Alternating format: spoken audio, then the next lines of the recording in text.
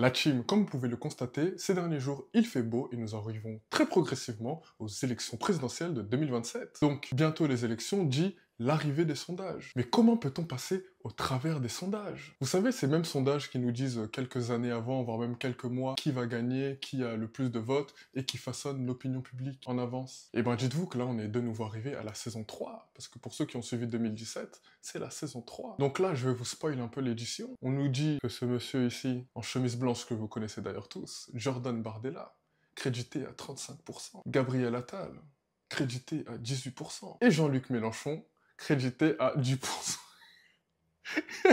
En fait, je pense que les gens, ils ont pas compris. C'est ça qui est drôle. À chaque fois que Mélenchon, il a été crédité vraiment très bas. En fait, c'est toujours la même chose. À chaque élection, on dit toujours que oui, il est bas, il va jamais passer, ouin. Et après, il finit par monter, et limite, il passe presque deuxième. Mais ça, là, c'est à cause des gens qui façonnent l'opinion. D'ailleurs, je sais même pas si vous avez remarqué, mais c'est toujours la même stratégie. À chaque fois, ils nous disent que le candidat du RN va bientôt gagner, il va gagner, il est très loin dans les sondages, le RN est en tête, ils sont tout en haut, et à chaque fois que l'élection arrive, c'est pas du tout ce qui se passe. Ils finissent certes au deuxième tour, deuxième, au premier tour, et ensuite ils se font tabasser. C'est toujours pareil. Mais en plus, le truc, c'est que les gens comprennent pas. Ils se font pas tabasser par n'importe qui, ils se font tabasser par le candidat qui, eux, voulaient vraiment qu'il gagne, c'est-à-dire le candidat macroniste ou le candidat du système. En tout cas, vous, dites-moi qui vous voyez remporter cette élection. Moi, personnellement, peu importe la personne, hein, ça m'intéresse même plus. Car je fais partie de la team qui veut du renouveau et qui veut aussi un renouvellement de la classe politique française.